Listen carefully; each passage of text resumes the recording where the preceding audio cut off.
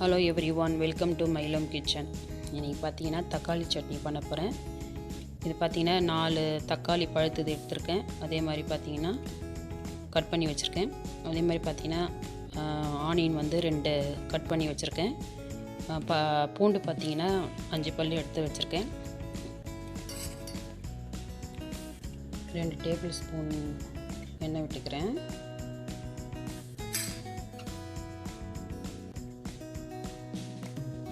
எண்ணெய் காஞ்சோன்னு பூண்டு போட்டுக்கிறேன்.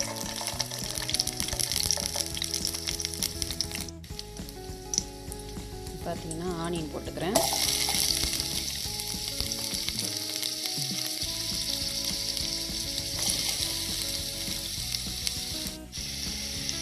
இது கூட கொஞ்சோண்டு சால்ட்டு போட்டுக்கிறேன், ஏன்னா நல்லா கொஞ்சம் வதங்கும். இப்போ பார்த்தீங்கன்னா நல்லா ஆனியன் வதங்கிடுச்சு. இப்போ வந்து நான் தக்காளி போட்டுக்கலாம்.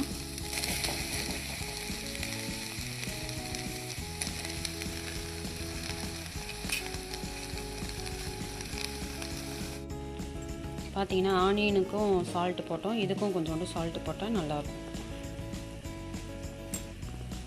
பார்த்தீங்கன்னா நான் வந்து பச்சை மிளகா காஞ்ச மிளகாலாம் எடுக்கல, சாம்பார் மசாலா போடுறேன். இது நம்மளுக்கு காரத்துக்கு ஏற்ற மாதிரி போடலாம். நான் 2 ஸ்பூன் அளவு போடுறேன். இதுவே பார்த்தீங்கன்னா கொஞ்சம் காரமாக இருக்கும். அப்புறம் பார்த்தீங்கன்னா கொத்தமல்லி பவுட்ரு 1 ஸ்பூன் போடுறேன். பார்த்தீங்கன்னா கொஞ்சம் நல்லா வதங்கிடுச்சு. நல்லா வதங்கிடுச்சு பாருங்கள். இப்போ வந்து இதை ஆற வச்சுட்டு மிக்சியில் அரைக்கணுங்க. இன்னும் பார்த்தீங்கன்னா மிக்சியில் போட்டு ஆறின பிறகு அரைச்சாச்சு. இப்போ வந்து இது வந்து தாளிக்கணும். பார்த்தீங்கன்னா இது நல்லா எண்ணெய் கொஞ்சம் நல்லா தாராளமாக ஊற்றி 3 டேபிள் ஸ்பூன் எண்ணெய்.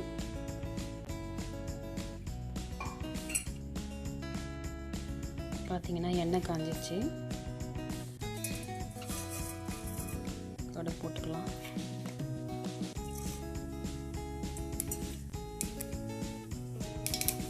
கடுகு பொரிஞ்சிச்சு.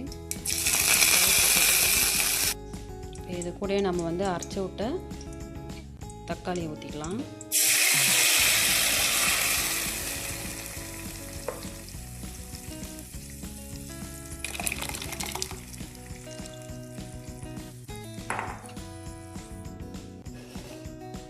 இது கூட கொஞ்சம் ஏற்கனவே கொஞ்சம் நம்ம வந்து தக்காளி வெங்காயம் வதக்க சொல்ல கொஞ்சம் சால்ட் போட்டோம் இல்லையா. இப்போ வந்து இது கூட கொஞ்சம் தேவையான அளவு சால்ட் போட்டுக்கலாங்க. கொஞ்சோண்டு தண்ணி கொஞ்சோண்டு ஆட் பண்ணிக்கலாம்.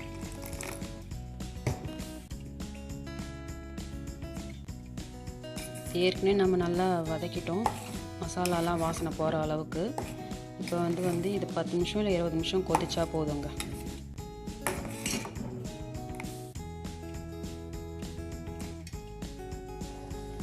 பார்த்தீங்கன்னா நல்லா கொதி வந்துடுச்சு, நல்லா கொதிச்சிச்சு.